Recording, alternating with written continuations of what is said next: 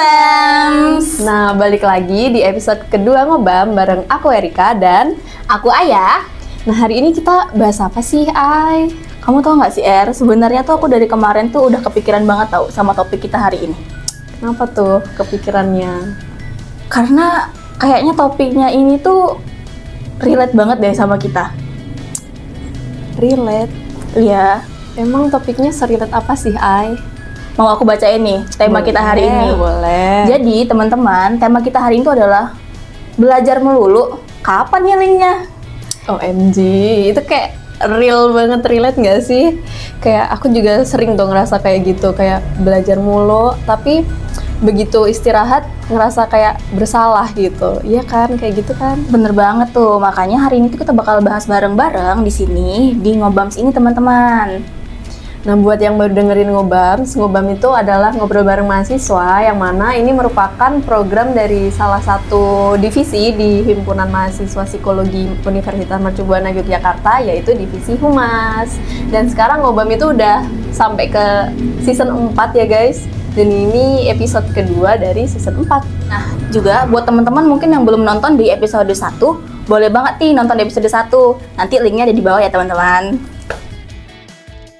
Dan spesial banget, hari ini kita kedatangan narasumber yang kece banget, yang tentunya udah jago banget dalam hal bagi waktu antara kuliah, organisasi, dan self-care, Ay. Siapa sih narasumbernya, Ay? Langsung kita panggil aja kali ya, Boleh. nggak usah berlama-lama nih. Mungkin bareng-bareng kita panggil. Jadi narasumber kita hari ini adalah Kak Zaki. Halo Kak Zaki. Halo Erika dan juga Ayah ya. Iya. Kalau juga teman-teman yang sedang nonton, semoga obrolan kita nantinya bisa enjoy dan juga bisa dinikmati begitu ya. Tuh, gimana Kak kabarnya? Alhamdulillah baik dan juga senantiasa mencoba menjaga kesehatan ya akhir-akhir ini gitu.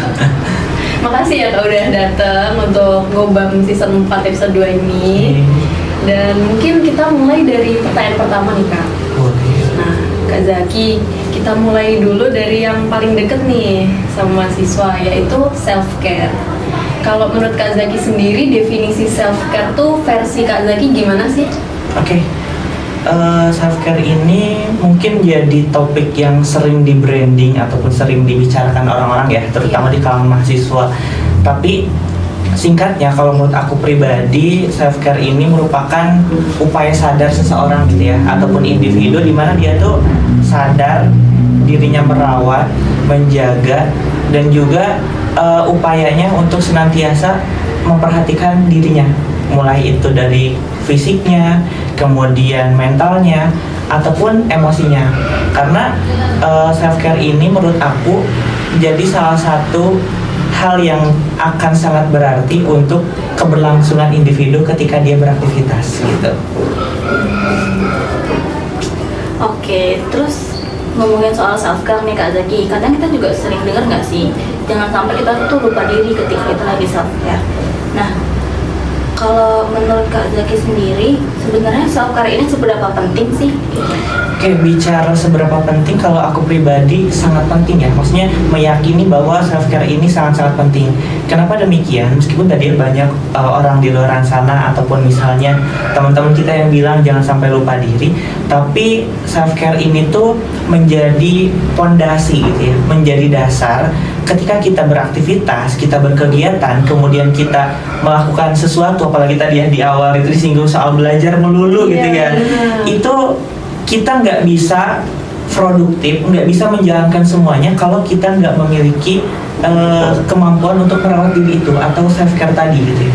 Karena dengan self-care tadi itu menjadi upaya juga bagaimana nantinya kita bisa menjalankan semuanya dengan baik gitu, bukan asal tuntas, bukan asal nyampe target atau yaudah deh kalau tugasnya misalnya yang penting beres gitu, yang penting bisa submit di learning, enggak, tapi memang upaya yang harus kita lakukan selain daripada mencapai target tadi adalah bagaimana kita menanamkan sikap untuk senantiasa merawat dan menjaga diri kita dalam berbagai aspek gitu ya, terutama tadi fisik, kesehatan mental, dan juga emosi kita gitu.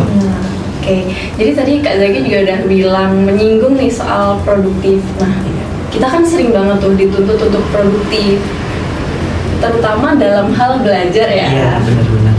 Nah, gimana sih cara Kak Zaki menyeimbangkan antara belajar dan self care sendiri itu seperti apa? Oke, kalau aku pribadi sebetulnya nggak ada cara khusus ya. Tapi yang pertama itu kita coba rubah mindset kita, ataupun kita kalau bisa tuh punya mindset bagaimana kita bisa seimbang gitu, menerapkan cara belajar kita ataupun waktu belajar kita dengan self care tadi gitu. Meskipun setiap orang itu punya kadar dan porsi yang beda gitu ya, tapi mindset ini menurut aku sangat penting karena akan sangat berpengaruh ketika dia nanti menerapkan kedua kegiatan ini, self care dan juga belajar, terutama ya sebagai mahasiswa.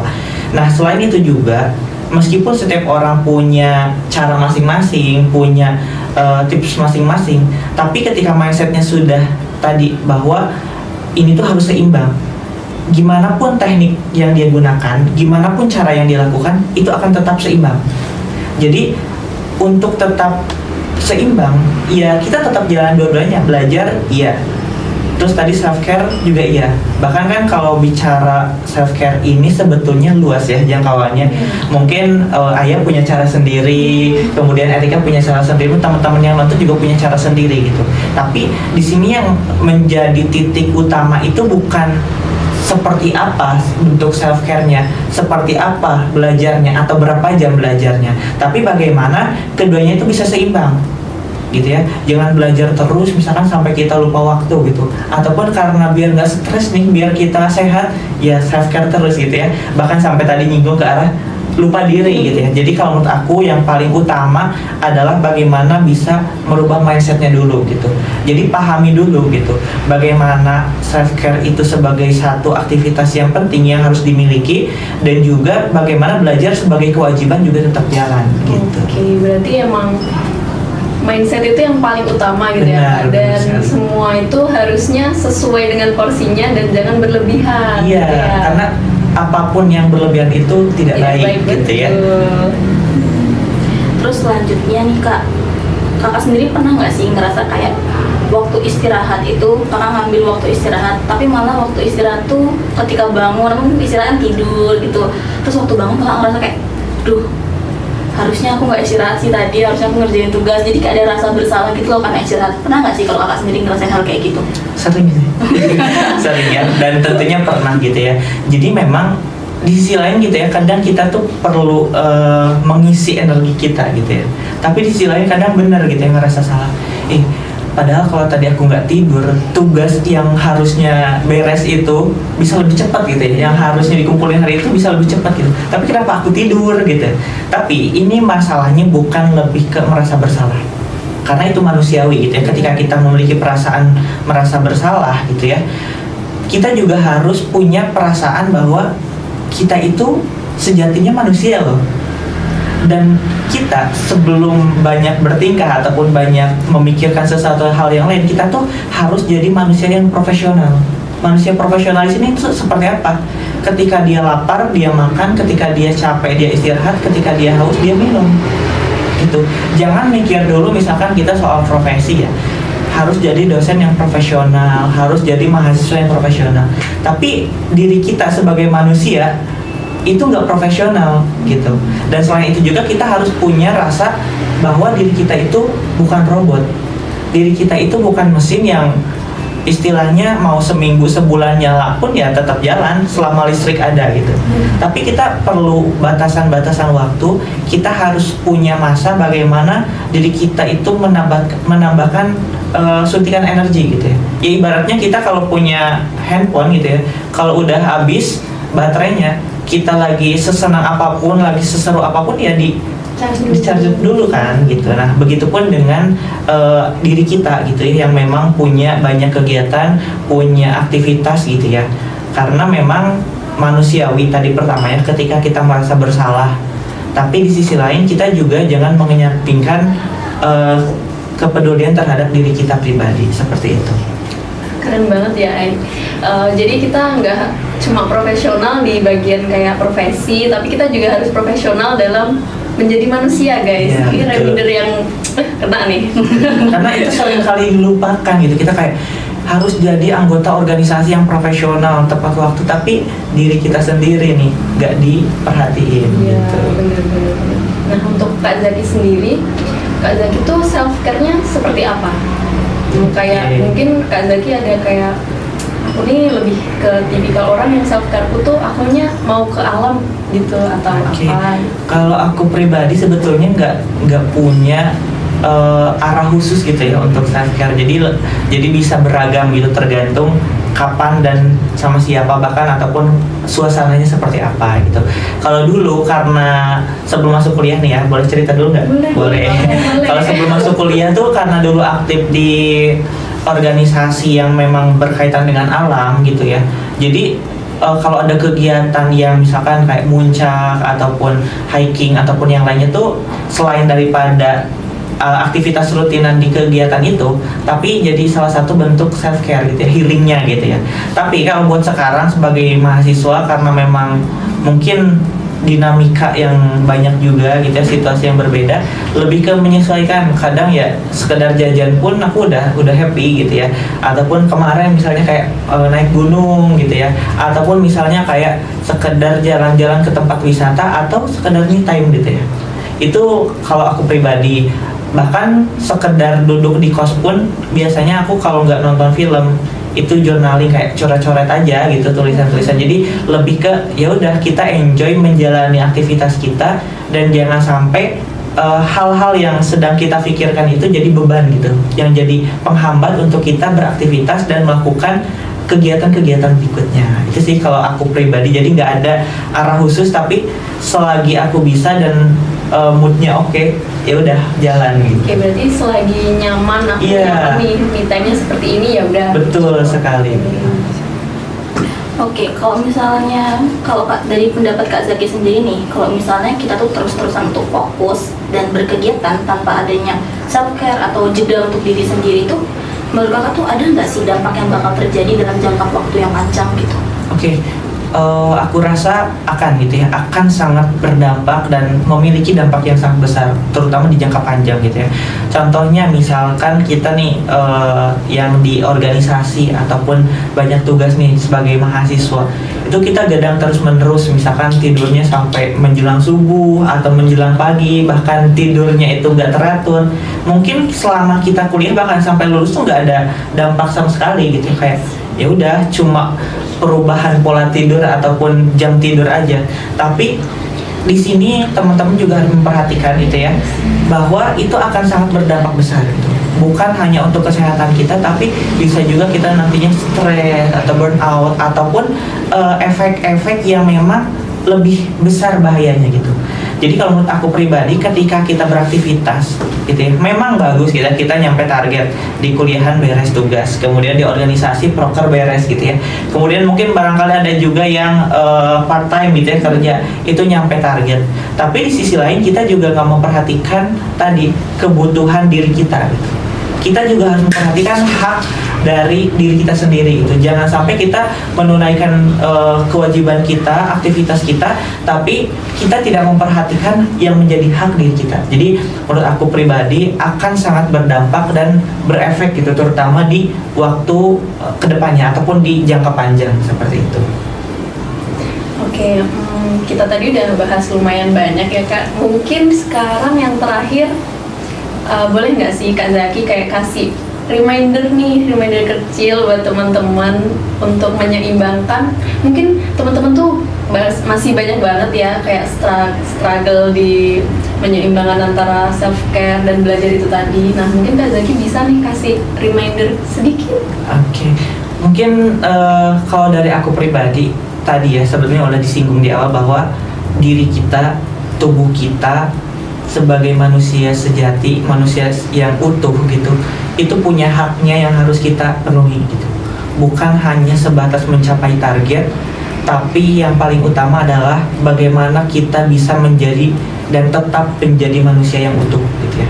Jadi tetap harus menyeimbangkan antara aktivitas kita dan juga aktivitas yang sebagai upaya merawat, menjaga dan juga memperhatikan hak-hak tubuh kita, atau tadi kita lebih banyak itu self care-nya gitu. Jangan sampai lupa karena sejatinya kita tetaplah manusia yang harus dan butuh selalu istirahat, butuh energi tambahan, dan selalu membutuhkan waktu yang kosong gitu ya, sebagai salah satu upaya menjaga dan merawat diri kita. Benar-benar. Jadi kalau dari pembahasan tadi ringkasnya tuh lupa diri sebenarnya bukan cuma di self care ya. Betul. Jadi bisa di lupa diri di belajar juga bisa guys. Jadi kalian jangan lupa untuk menyeimbangkan ya kayak apa yang Kak Zaki bilang tadi. Nah, kita masuk ke pertanyaan selanjutnya. Kali ini berbeda dengan yang tadi, mungkin kita lebih fokus ke self care nih ya kan Nah, biar kita juga makin relate sama teman-teman semua. Mungkin Kak Zaki sekarang boleh dong diceritain apa sih kesibukannya sekarang itu, terus mungkin sekarang ini lagi tergabung di organisasi apa, pernah mengikuti apa saja, atau juga sekarang tuh lagi aktif di mana sih kakak gitu kesibukannya? Kalau bicara soal kesibukan yang utama ya sama ya seperti teman-teman di sini. Kan Kak Zaki udah ini bilang nih mengenai apa sih kesibukannya saat ini gitu kan. Nah, aku boleh nggak sih kayak tanya dikit, kayak pernah nggak sih Kak Zaki tuh merasa overwhelmed atau hampir burnout dan mungkin hampir lupa diri juga karena kebanyakan aktivitas, pernah nggak? Oke, tentunya pernah gitu ya, bahkan mungkin sering gitu ya, bisa dibilang sering, tapi tentunya dari seringnya tadi ataupun pernahnya tadi itu lebih ke bisa diatasi gitu ya, nggak sampai yang mencapai titik bahayanya gitu. Apalagi dulu mungkin pas masih gabung di organisasi, kemudian lagi banyak tugas, itu kadang ada yang terlupakan gitu ya, tadi self care-nya gitu. Jadi terlalu fokus ke organisasi, terlalu fokus nugas gitu.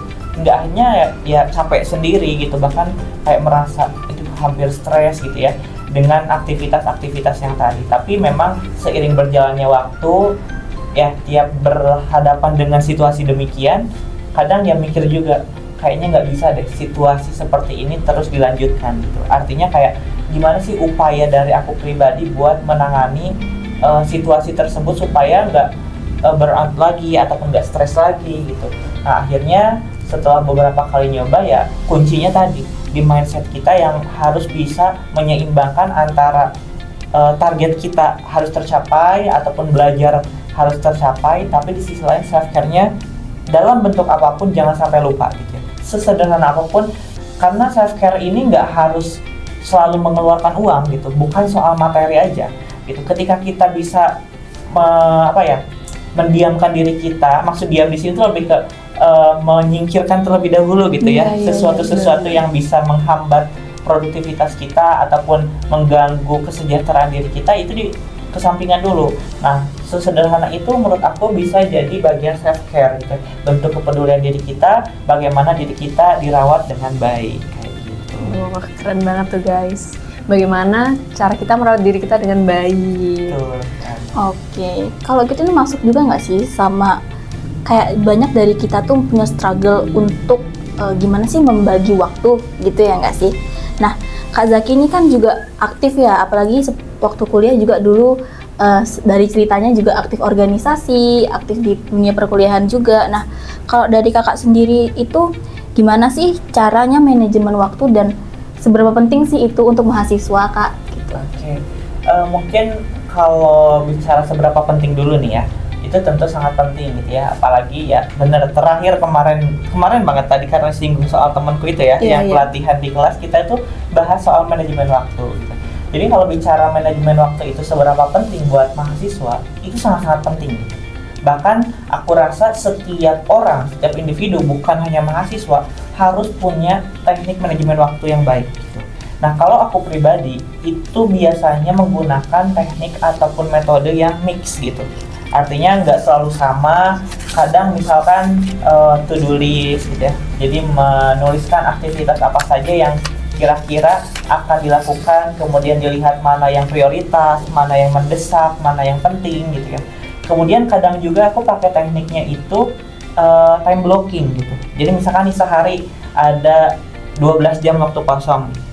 Jadi aku isi gitu 2 jam di pagi hari buat apa, kemudian setengah jam buat apa. Jadi kayak aktivitas yang kita punya sebanyak apapun kalau pakai teknik atau metode itu bisa tertata gitu ya. Kemudian kadang juga ya teknik ya Pomodoro gitu ya, yang kita menyeimbangkan ataupun istilahnya menggabungkan antara waktu istirahat dan juga waktu berkegiatan. Misal nih nugas belajar 1 jam, abis itu ya kadang nonton dulu atau scroll TikTok dulu misalkan berapa menit atau setengah jam, kemudian lanjut lagi, kadang gitu juga.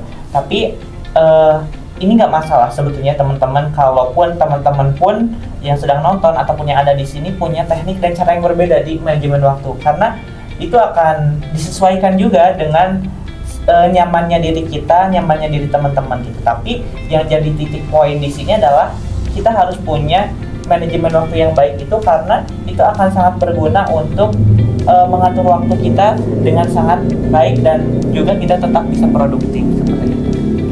Oke, berarti menurut Kak Zaki sendiri itu sangat penting ya Sangat Kak, penting. dan bagaimana cara kita mengatur waktu itu kembali lagi ke individunya. Betul gitu. sekali. Sebagaimana kita nyamannya aja gitu ya. Betul. Berarti kan seperti yang Kak Zaki bilang, Kak Zaki tuh tipikal orang yang bikin to-do list. Iya, kadang to-do list gitu ya. Iya, to-do list. Nah, Kakak bikin to-do list tuh lebih suka kayak journaling, pakai tangan gitu, nulis biasa, atau pakai digital tools gitu sih? Itu mix juga ya. Oh, Kadang kalau misalnya waktunya luang, maksudnya kayak bikin to-do list buat seminggu ke depan atau enggak buat hari besok nih.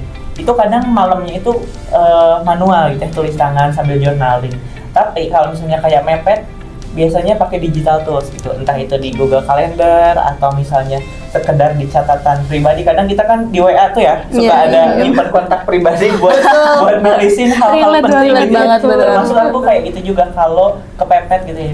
Jadi kayak besok tuh ngapain aja, oh pagi sampai siang kuliah, abis itu harus ngisi apa gitu, terus harus kemana gitu.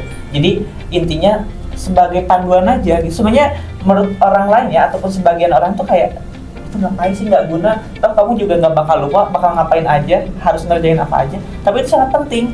Ketika kita beres satu aktivitas, kita tuh kayak sekedar checklist aja, kayak leganya aktivitasku yang pertama udah beres gitu. Tapi ya ini balik lagi ke masing-masing, teknik dan caranya bisa berbeda, hanya saja tetap manajemen waktunya harus dimiliki oleh semua orang gitu. Terutama kita sebagai mahasiswa. Benar-benar. Nah, kalau kakak sendiri tuh gimana sih cara buat nyusun jadwal harian? Karena tadi katanya kakak suka nyusun jadwal pakai to-do list atau di Iya. WhatsApp gitu ya. Nah, cara kakak sendiri tuh buat nyusun jadwal harian atau mingguan supaya semuanya tuh kebagian sesuai dengan porsi dan waktu yang kakak miliki tuh bagaimana sih Kak? Mungkin juga jadi tips buat teman-teman gitu. Oke, kalau aku pribadi, pertama kita lihat dulu aktivitas yang jadi kewajiban. Contoh ya kuliah, misalkan udah ada janjian kerja kelompok, itu murni nggak bisa diganggu gugat kalau aku gitu ya. Mau ada orang ngajak main, mau orang ngajak nonton, misalkan nggak, aku skip gitu ya. Karena itu yang paling utama gitu.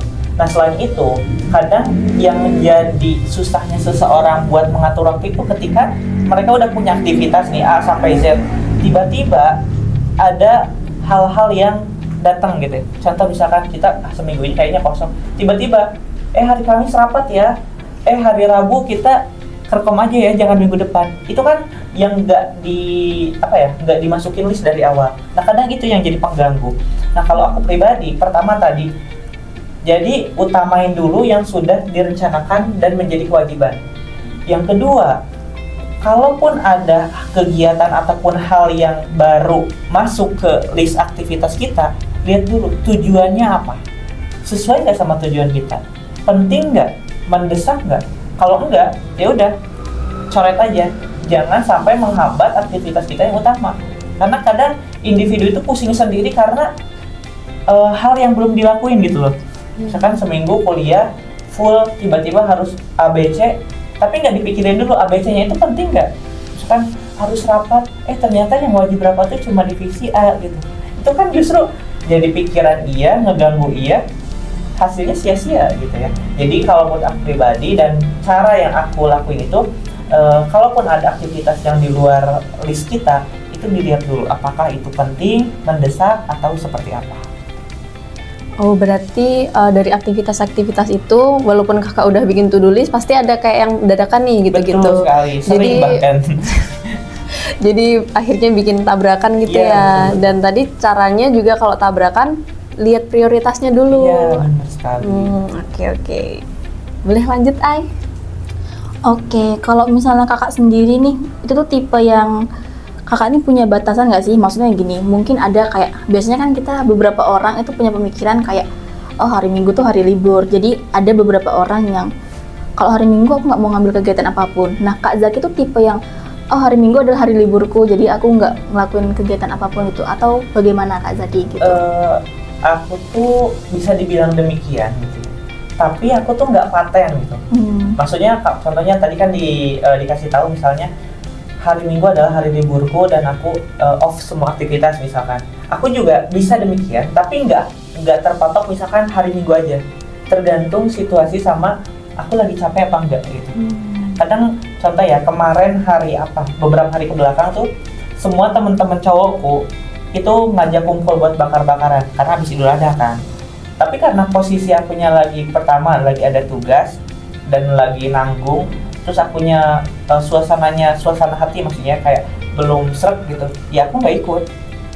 Jadi aku tuh nggak kayak yang ikut, yang cowok-cowok ikut, yang ini acara ikut, enggak. Aku tuh kadang jadi yang beda sendiri gitu dari orang-orang. Bahkan teman kosku aja, itu misalkan mereka lagi ngumpul di depan kamar semuanya, aku bisa beberapa kali, bahkan 3 tahun ini ngekos, beberapa kali memisahkan diri. Kalau emang situasi hati dan juga pikirannya lagi nggak seret gitu. Jadi nggak kayak takut ketinggalan info atau misalkan takut ketinggalan apa, enggak. Aku mah ya tetap membatasi diri. Cuma yang jadi pembeda dengan tadi pertanyaannya sampaikan, aku nggak matok gitu di waktu tertentu, tapi tergantung diri aku apakah lagi padat kegiatan atau lagi beraktivitas atau enggak gitu. Jadi istilahnya nggak FOMO-an gitu ya, Kak? Iya, betul sekali. Meskipun ya di beberapa situasi tetap manusiawi gitu ya, apalagi Gen Z gitu ya, di beberapa situasi dan juga keadaan kadang FOMO juga. Cuma ya aku rasa nggak kayak yang sampai benar-benar mengorbankan segalanya gitu. Nah, dari Kak Zaki sendiri tuh gimana sih cara Kak Zaki belajar untuk bilang enggak kayak ke kegiatan baru yang sebenarnya menarik, tapi kok dirasa kayak kalau aku ikut ini, aduh waktuku kayaknya sayang banget nih. Nah, itu gimana Kak Zaki caranya? Sebenarnya ini kayaknya nyambung ya sama yang tadi sempat disinggung juga. Aku tuh lebih ke lihat dulu, ini guna nggak buat aku? Ini kepake nggak buat masa depan aku gitu? Karena aku tuh kayak mikirnya tuh yang aku lakuin hari ini, apakah udah sekedar misalkan nih buat podcast nih ya, berbagi cerita di sini, gunanya tuh udah sekedar di sini aja atau sampai ke aku misalkan lulus kuliah atau ke masa depan. Kalau misalnya guna ya aku jalanin, aku ikutin.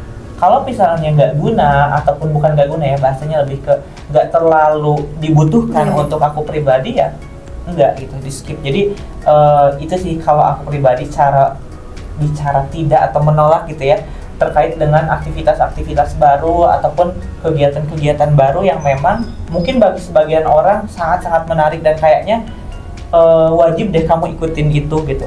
Tapi aku kadang analisis dulu, ini penting nggak gitu, ini perlu nggak buat aku. Kalau enggak ya nggak ada salahnya dan juga hak kita untuk menolak ajakan tadi gitu. Oke, berarti itu ini ya Kak, mungkin ada kayak quote bahasa Inggris tuh yang bilang kayak gini, do something now that makes your future self tuh kayak bangga. Iya, benar-benar. Jadi kayak lakuin sesuatu hari ini yang bisa bikin dirimu di masa depan tuh bangga, kayak gitu. Karena kayak sia-sia ya, misalkan kita melakukan aktivitas nih satu hari capek sampai kita misalkan mengorbankan beberapa aktivitas yang lain, tapi nggak ada gunanya, nggak ada hal yang bisa kita petik. Istilahnya kan kita kalau berkegiatan itu nanam gitu ya, nanam biji tanaman ataupun apapun itu, terus kita kan harapannya bisa memetik hasilnya, memetik buahnya. Kalau nggak ada yang bisa kita petik ya sia-sia, ngapain kita nyiram tiap hari ataupun ngapain waktu itu kita tanam gitu. Bener-bener keren. Tadi kan Erika ngomongin soal quotes ya. Iya. Nah, kalau Kak Zaki sendiri ini punya nggak sih prinsip atau mindset atau mungkin quotes juga nih yang jadi acuan Kak Zaki supaya tetap aku mengingat kepada diriku, ini loh jalan hidupku gitu, supaya Kak Zakinya juga mungkin nggak kehilangan arah karena aku memegang kuat gitu prinsip itu gitu. Oke. Oke, kalau aku pribadi karena memang berkaitan dengan self care tadi ya sama juga manajemen waktu. Sebenarnya nggak ada quotes yang aku pegang atau prinsip yang khusus gitu.